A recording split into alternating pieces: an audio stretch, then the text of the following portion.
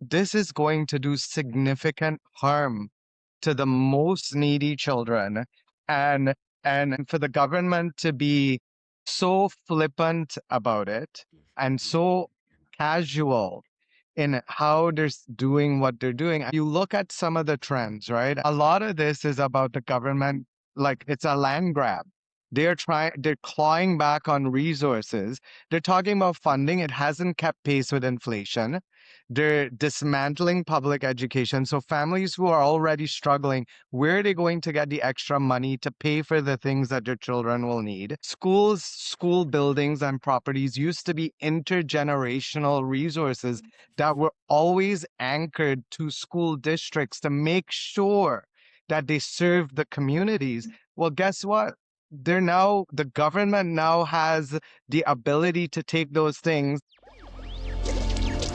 Electricast. Welcome to Season 4 of Transforming 45. I'm your host, Lisa Boat, and this season we're stepping fully into our power. The heat, the hormones, the heartbreak, the healing. This is midlife, raw and redefined. Each episode, you'll hear stories of humans who are rewriting the rules, reclaiming their bodies, their desires, their voices. This is where we stop shrinking, start shining, and remember who the hell we are. Because midlife isn't a crisis, it's an awakening. Let's get transforming 45. Hey, and welcome to a very special episode of Transforming 45. With my guests, who I will introduce momentarily, we were just discussing how this is like the after-school special of Transforming 45. And it's essential that a conversation about this happens, and it's something that is near and dear to my heart and all of our hearts. So this episode, I am very honored to introduce a bold and equity-driven education leader, Jeewan Chanicka, who has built a reputation for challenging systems that weren't designed to serve all students and actually doing something about it. Known for his unapologetic focus on human rights, anti-oppression, and student dignity, Jeewan brings both lived experience and system-level leadership to one of the most urgent conversations in education today.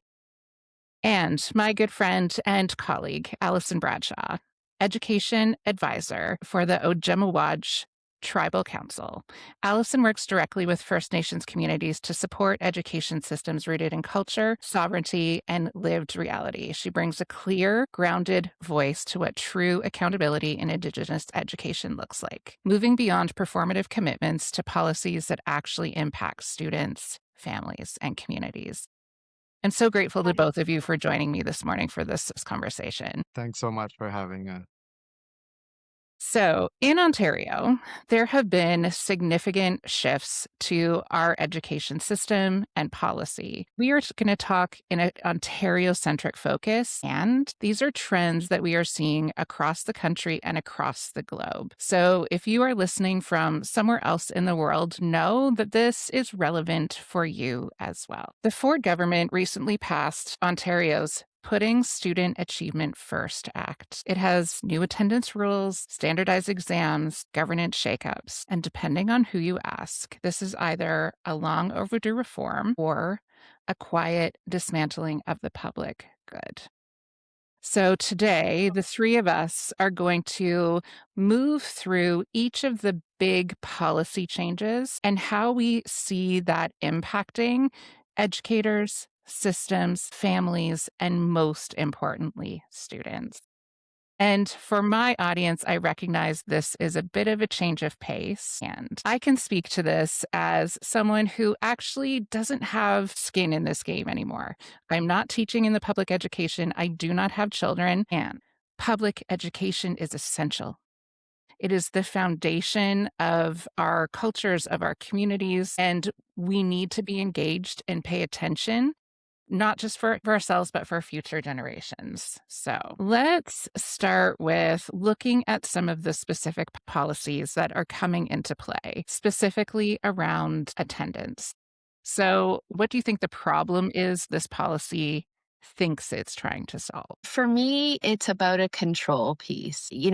I feel like policymakers are, and I'm just going to be really blunt, overwhelmingly older white men, generally neocons, who have this vision of what worked in the past when they went to school. And it's this mythologized version of what worked in the past. You know, we had to put our nose to the grindstone and all of those sorts of things, and we had to be there and we had to do, etc. And I find it interesting that in their perception, going back to this that never existed really anyhow is going to somehow solve the problems of a very different world that exists now. But the idea that we are solving issues now with solutions that theoretically worked then but didn't even properly is my big, concern about the attendance piece.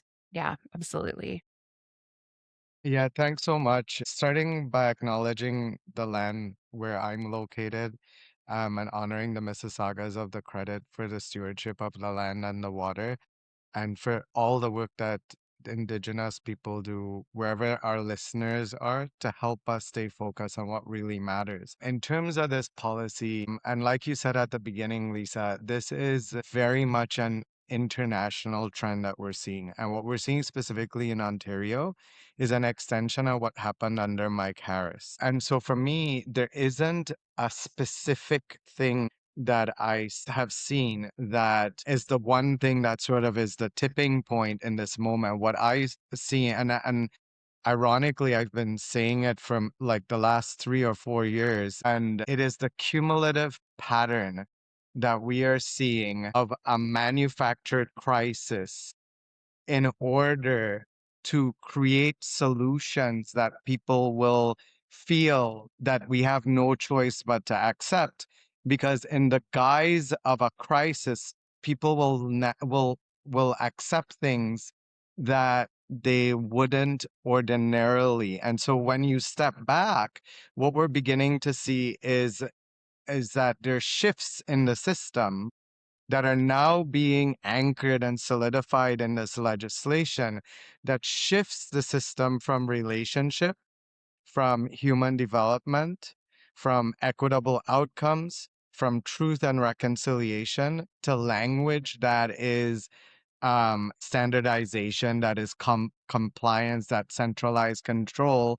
We're hearing a lot of language that is being used that to scare people, quite frankly. And unfortunately, I'm seeing some of the stakeholders who should be voices in anchoring the essential good of public education, using some of that language as well. Like one of the things that I'm hearing stakeholders talk about is this increase in violence. And I keep going back to the use of the word and what it ends up doing. And so we're seeing through the legislation, public education being used as a workforce pipeline rather than a public good. And while work matters, and of course, we all want our children end up being employed, it's meant to be, how do we get young people to become fully human? And it's dangerous to create this false notion that we could only have one or the other.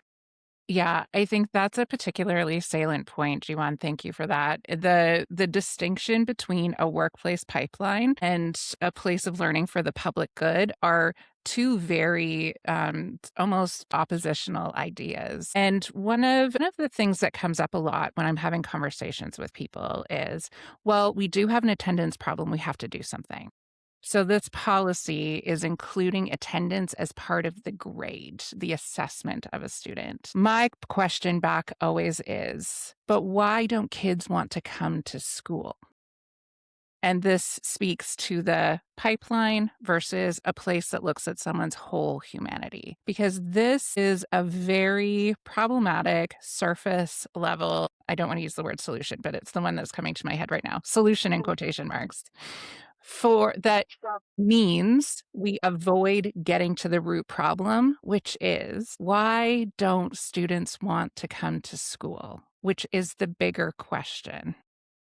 I was just going to say, I think, Jiwan, you framed it nicely in terms of the language piece and what's happening here. And then Lisa, as you said, it becomes an either or, like dialogue is pushing it into a binary. And we all know we don't live in a binary. right? Kids are across the spectrum, we're across the spectrum, and it's not an either or thing. But the way that the conversation is being framed makes us look at attendance must happen. So either you attend or you're punished for not attending, right? And it takes it down to that very small, measurable piece, measurable again, in quotation marks, and doesn't allow us to explore the larger solutions or the larger question of exactly why are kids not going to school? And any of us who've been in the system for a number of years could start listing. We could spend the rest of this podcast chatting about all the reasons that kids don't come to school. They are many and they are varied and they are much richer than the binary would lead us to believe. Thanks, Allison. I think I started my career as a behavior specialist, looking at behavior that at the time we used to use the language of at risk. Many of us fought to move away from that language. The thing that's interesting to me is that this government is pursuing policy directives that goes against research. So the research actually tells us something different. And one of the things that I used to help many, many teachers try to understand is that behavior is a form of communication. And so we should be asking why students are disengaging before assuming punishment or compliance is going to solve it. And to Allison's point, there's layers like mental health and poverty and racism and bullying, neurodivergence, irrelevance of curriculum, family instability, digital overstimulation, right? And this challenge here is the government is positioning this as in students' best interest. Well, one of the largest groups that are going to be penalized by this, apart from, will be children who are neurodivergent, children with special needs. And it's not because they lack intelligence. They're struggling inside environments that were never designed to adapt to how they learn, how they regulate, how they connect, how they process the world. And so we're seeing really what the government is doing is stepping away from equity because it's creating this notion of sameness as fairness versus responsiveness to what children need. Yeah, the responsiveness to what children need is so important. In my last year as an educator, I taught grade 6 online. And what you were saying about creating a variety of spaces for kids to be able to connect.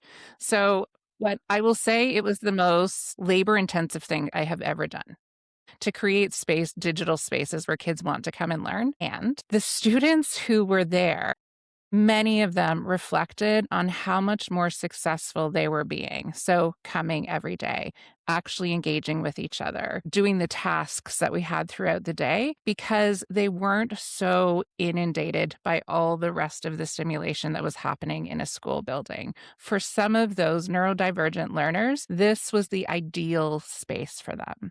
I also appreciate the way you outlined some specific but very wide reasons for why students are having these experiences today is a lens that, unless you are spending time in a school building with large populations of children, you just don't look through, which is why these conversations are so important. Can I just share a quick story? I remember when I Please. worked in a high school like many years ago, there was a young man who was someone who was in one of the groups that I used to support.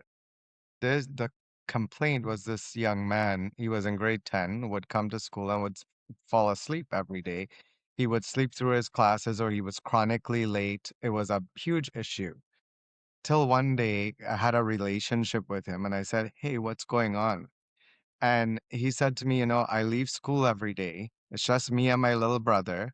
I go home, make sure that he's okay. And then I go to work." He was working as a custodian in a building and was working these 8-hour shifts. He would get home after midnight. He would then have to make sure things were okay. So he was sleeping just a couple hours. So you're going to punish this child, right, for his attendance, who's doing something that many adults can't do, right?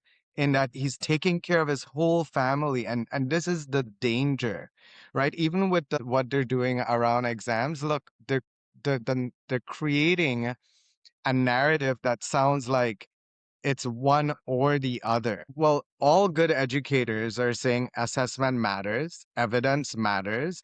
We want children to be successful, but standardized exams tell us more about a student's relationship to stress, to privilege, to language, to trauma, to conformity than it is about the fullness of their intelligence, right?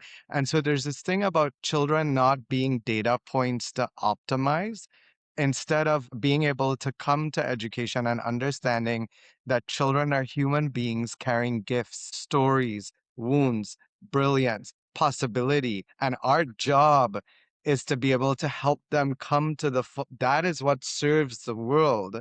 And it includes employment, right? I don't think any of us is saying we just want to do this, quote unquote, fluffy la di da thing, right? Like I see Alison, you're laughing, right? Yeah.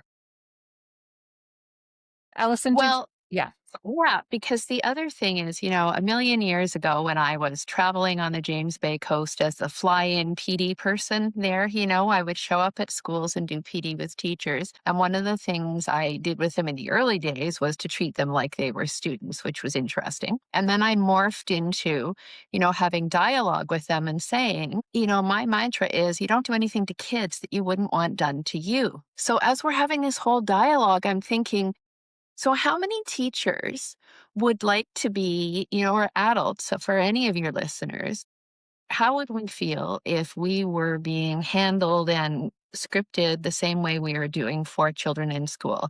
If you're trying to learn a new skill like, I don't know, knitting, and you're going to have to do the knitting, and then you're going to have to take an exam on the knitting, and the teacher's going to critique the knitting. If you miss a couple days because you're sick or your fingers cramp, I find it fascinating that the adults in the decision making world, while we purport to care about what's best for children and what's best for youth, are okay with putting all sorts of restrictions and parameters and weights on them that we wouldn't accept kindly ourselves at all. So it's about that humanity piece to tag back to what Jeewan's saying, like the fullness of somebody's experience doesn't show up on a 2-hour exam and doesn't exist if you're marked late because you're caring for your brother or you had to help your mom at home.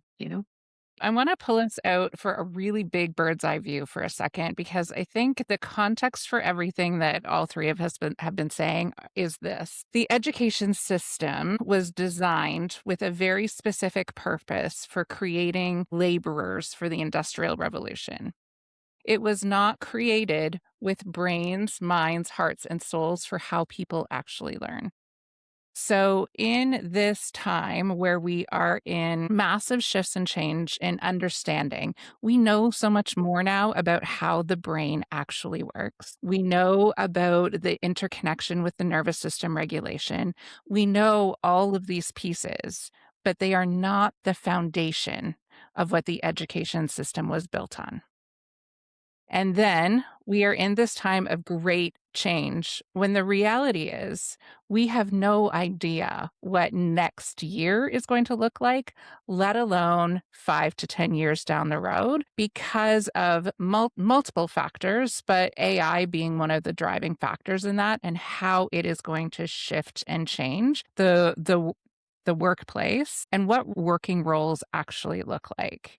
So we have these sort of two really big, I'm going to call them icebergs. Like we're trying desperately to hold on to the system that is completely irrelevant. And so that is the convergence that we're seeing. And that's why the control piece over attendance feels like, for people who are not thinking on those scales, this feels like something specific and practical, and we're actually going to see a change. So, how do we have conversations with caregivers, families, people who care about public education so that they understand what the real underlying issues are and what we need to do to advocate for students, families, humans who are in the system right now? Some of you might be familiar with my Substack series. I've been writing about this because I think, when you step back for a moment and you think about governance, which is really what you're asking about,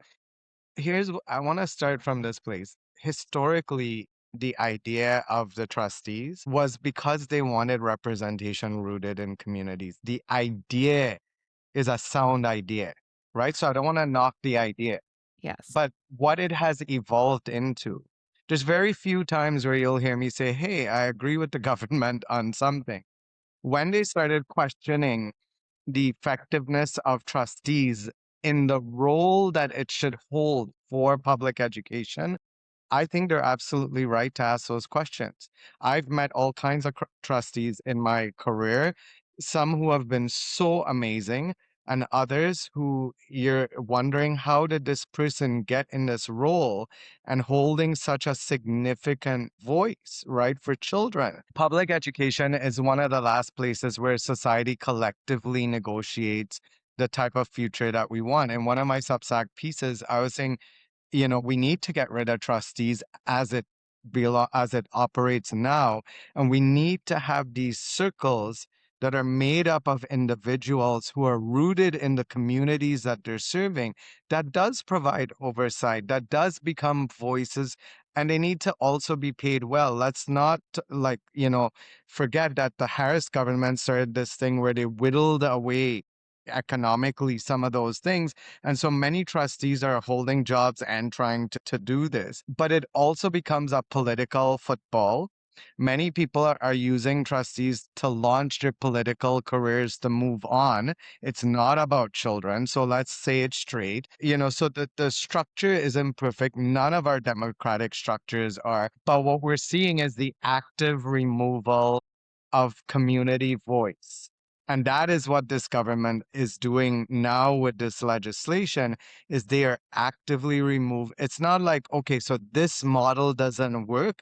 Let's create another model. And that's where we can really learn from Indigenous voices. That's where we can learn what it means to be rooted, right? In terms of how we understand each individual child and the gifts that they bring. So it shouldn't be about whether or not kids fit the system.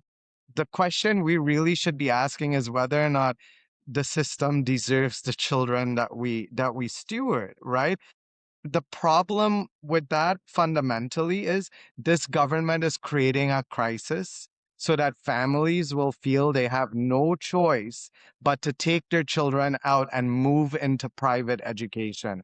And for families, many families who can't afford it, we're creating a problem, right? They're effectively dismantling it at the policy level, at the faculty of education level, at the curriculum level, at the standardized output level. So all of this is part of that crisis where families will feel we have no choice. Yeah, and you see mirrors in the healthcare system as well under this current government, right? I mean, it is not isolated to education. I do find it interesting that it's also primarily around careers and and livelihoods that are that are largely female. Right. We're not seeing the same sorts of changes happening in policing, for example, or some of the other public service systems, but it's echoed all the way across. In fact, actually, Allison, they're strengthening policing, right? Yeah. All the work, all the research around policing in schools, they've undone it, right? All the moves that we now, again, the thing that is mind blowing, that I feel like all families should be screaming this from the rooftops, is how does this new legislation line up with what it is the best research? If we want to make Ontario, if the argument is that Ontario is falling behind, which it's not according to Yeah. international standards, which it is not, but if we want to make the argument that we want to be the best education system, should we not be aligned to what the research actually tells us? And if you were to take the policy, the legislation, and map it against the best research in the world, it falls apart. But you know where the best research happens? In schools for very wealthy families. So I'm Right. just gonna leave that right there. Yeah, I appreciate a couple of things about what you just said, and very specifically saying this process is an attempt to dismantle public education. 100%. Yes, yes. This is not these new policies. So, including attendance in grade, having specific percentages of grades, everybody having to write an exam, this change in the governance structure around trustees and around having a CEO as well as a director of education. These policies are not in the best interest of students because so thank you also for bringing in research, because that is always my question to people when they say those. I'm like, can you please show me the research that supports that? Because I know where the research is that is completely the opposite to what you're saying. So the agenda is clear and specific, and this is why public engagement, knowing and understanding this, is critical in this time that we are in. Ontario had an amazing, like the growing success policy, right? This legislation flies in the face of that. A growing success was leaps and bounds. I mean, it still needed lots of work, okay? But it was leaps and bounds ahead because it was rooted in research. This government has now created legislation. So they're using political language of putting children first, right? But all it is politics. And families, the one thing this government will do is they will listen if voices speak up because they care more about being elected again than they do about the actual thing that they're doing, right? So, I think this is why we need to be screaming from the rooftops. I think the focus really needs to be on the very simple point of what's good for kids and how do we know this. I'm an optimist. I think every human being on the planet has some stake one way or another in what's good for kids. And if we frame the conversation around, here's the research that says what's best for kids, and here's what we're going up against, everybody can get behind that. It needs more effort than a soundbite, though, because the government is really good at the short, snappy sound bites. And the whole Protect Ontario thing makes me crazy, just that terminology. Every time it comes on, I feel like, a gut punch. And I want to say, who are we protecting it from? Who are we protecting it for? And why do we need protection? Like Trump aside, et cetera. But on a, who do we need protection? And aren't we all in this? And the sound bites are a lot more powerful, unfortunately. And I think as an education community or whatever concerned citizens community, we have not yet managed to get the message out in the same sort of way. We don't have the money and the reach and all of those things. It does make me wonder as I'm saying this, People for Education used to be a really strong, solid voice that we heard a lot from. Yeah. Allison, I have a slightly different take on your piece because I do believe that through the professional associations and the unions, we have way more. But what I would expect right now is shouting from the rafters, getting on the streets, because if what we're saying is about children, this is going to do significant harm to the most needy children, and for the government to be so flippant about it, and so casual in how they're doing what they're doing. I mean, you look at some of the trends, right? And I'm going to say it because I've said it in my Substack pieces as well. A lot of this is about the government, like it's a land grab. They're clawing back on resources. They're talking about funding. It hasn't kept pace with inflation. They're dismantling public education. So families who are already struggling, where are they going to get the extra money to pay for the things that their children will need? Schools, school buildings and properties used to be intergenerational resources that were always anchored to school districts to make sure that they serve the communities. Well, guess what? The government now has the ability to take those things. And I would love for there to be an audit to see who gets contracts to build new schools, who gets first access at buying schools and old buildings and properties. And I think these are things that are being hidden. I mean, audits have revealed that there's discrepancies in what they're doing, right? and it's being coded under this is what's best for children. This is where messaging is so key, right? Because all of these issues are so deeply nuanced and have so many layers. So when the government says things that are simple, right? Not good, but they are simple. They understand and they push buttons in older generations because everyone likes to look back and say, well, why don't they just do it the way we did it? This was my argument all the time when I was a teacher. Because people were in schools and everyone has been in a school, well, for the most part, they feel like they know what the job is. They feel like they know how to educate. They feel like their experience is education and delivering education, which we know is not the case. I would not go into a hospital and because I'd been in a hospital before, tell a nurse or a doctor what to do because I had been in that space. But because we all have such deep connection to the education experience we had, that feeling exists. So when a government makes a policy that sounds familiar, like, well, yeah, of course you have to be there. Of course you have to attend. We all had to attend. How do we have a nuanced conversation in response to that helps people understand these larger issues, right? Because someone's nervous system is activated the moment we start saying those simple phrases. For me, it is always difficult to separate personal from professional. And in my later years, I've discovered that that's actually just the way it's going to be. And that's how it works for all of us. I have a good friend and colleague who works with the ministry who is Mohawk. And my friend Nick says you have to do this change one person at a time, one heart to another heart, right? Seeing people's common humanity. And he teases me because years ago when he first said that to me, I said, we do not have time to do this one by one by one. We have to figure out a faster way, right?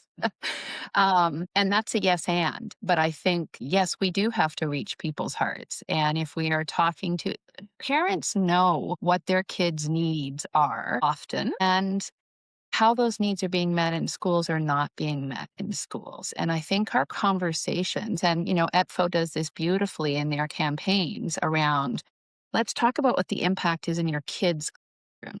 So we have to be talking at that kid level and reaching people out there. There are kids you care about, and what is this doing to them?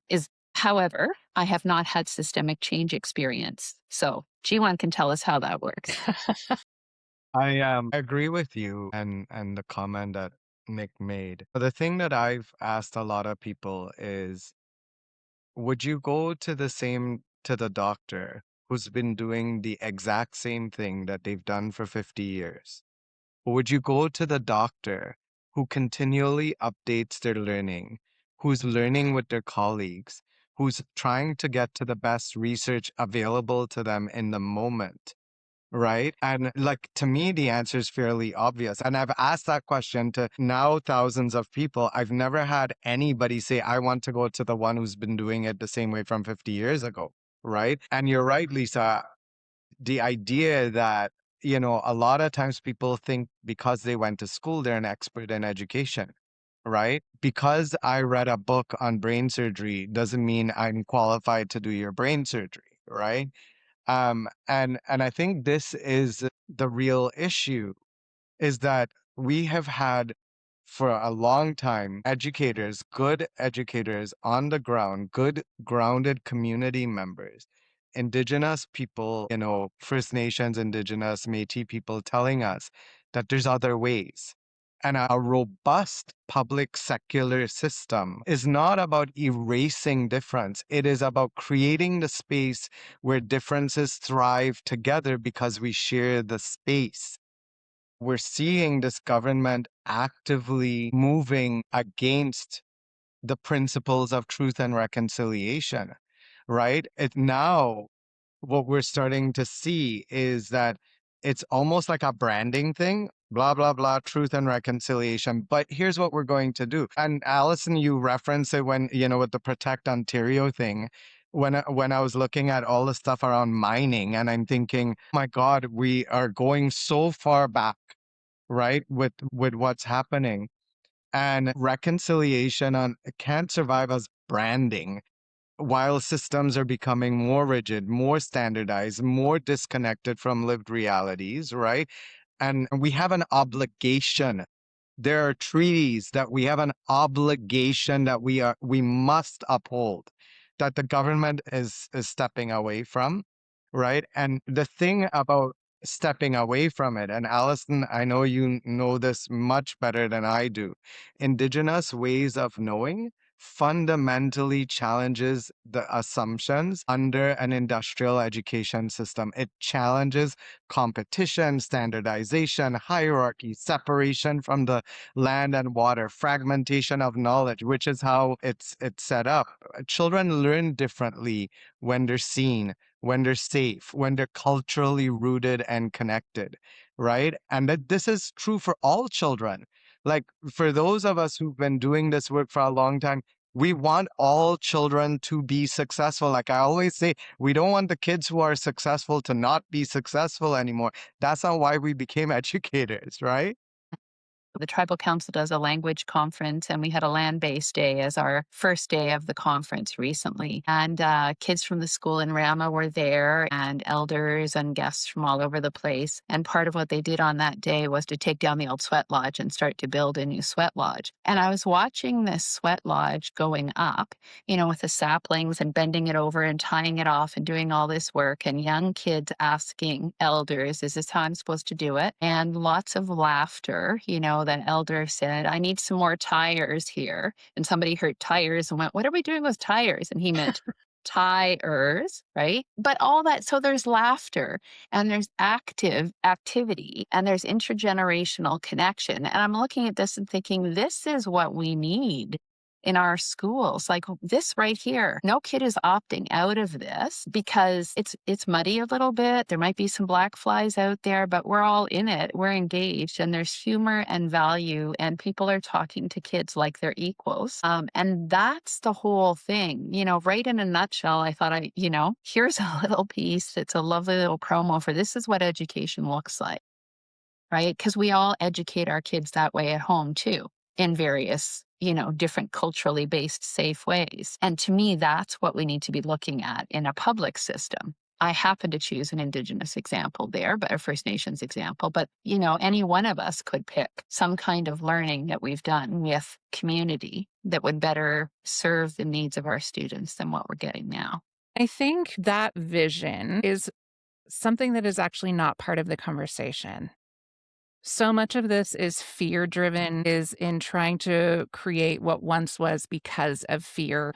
And we don't look at what's possible, right? What is possible if we actually let go of this constraints of the colonial industrialized process that we have created? Or what could we actually create if we let ourselves ground into Indigenous knowledge and wisdom, cultural competency and safety, what we know about how brains actually work and learn? So we've talked pretty specifically about what can happen to kids with each of these policy shifts and changes through attendance, through exams and assessment, where we're not looking at the full picture of what a student necessarily knows through just writing an exam. And the change in the governance structure, how that will actually change the system so that there isn't as much local representation and conversation. And what is your vision of what could actually be if we rooted ourselves in what's best for children? If that was what we had as our North Star, what could it look like? I love the question. The challenge with that question fundamentally is it doesn't support a manufactured crisis. Because when we're clinging onto a piece of straw because we feel like we're drowning, there's no time to think about what possibility is. Because it's like, no, we're drowning. We just need to live, right? Little shameless plug. I have a new book coming out, and the book is called The Pedagogy of Remembering. And it's this idea that's rooted in vision, in possibility for what children is. And there's a chapter in the book. It's called The World Needs Hummingbirds. And there's a conversation between an elder and a teacher. And the elder is saying to the teacher, in a world where everyone wants to be, we're trying to create all children to be eagles, remember that the world needs hummingbirds too. And the vision has to be about the possibility for every single child's humanity, their gifts, and what they have been given, so that we can walk forward to a new world. And the thing that strikes me as counterintuitive is that we are not trying to set teachers up so that we heal ourselves and then are able to walk beside children. We keep trying to take them back to where we were 50, 60 years ago. All that's going to do is keep recreating what we already, I mean, Einstein, right? If you keep doing what you've always done, you're going to keep getting what you've always gotten, right? And if it is, the future will require creativity, relational intelligence, adaptability, ethical discernment, deep humanity. That type of capacity doesn't grow in fear-based deficit modeled systems, right? And so my worry is that children will begin to, under this legislation, will begin to experience learning as surveillance instead of discovery, right? The ones who will be most impacted are already the ones who are carrying the most. Educators are going to be like asked to keep holding increased complexity inside systems with shrinking relational space, right? And we're normalizing the conditions that disconnect children from themselves and from their communities, right? So, but we have to keep going back to hope, right? And we need to keep speaking about the possibilities for public education, because that's where we need to go for all children. Thinking two things while you're talking, Jiwan. One is Wizard of Oz and the other one is imagination. So the Wizard of Oz piece is we need to remember that all of this new policy direction and directives and all of these things that are coming out are going on over here. So we're paying attention over here and distracting from the huge underfunding that has been going on for years in our system. So it's literally like pay no attention to the fact that we don't have enough staff, we can't fix buildings, da da da. Look at all the great things we're doing for students over here, right? And that is an absolute, I mean, we talked about the privatization and that's the goal, right? But this is a huge distraction piece to me. This is, let's look at all the things we're actually doing. But that hope piece that you ended on there, G1, is so hugely important because we can get behind things that are wrong and say we want the things that are wrong to stop. But what fires people up and what gets people committed to doing better is when you can imagine what a better world would look like. So what would our better school look like? What would education look like? And I think we have some models for that. And it's just a question of how do we then articulate that and bring people in so that there's a larger dialogue about what is it we need and what's possible, and dream big so that we can get to that. 100%. I like, for me, I think a huge shout out to all the educators and education leaders who are doing this in spite of the system, right? Like, one of the things I always used to say is that we need to change things so that these educators who have always been present are able to do it because of the system, not in spite of it.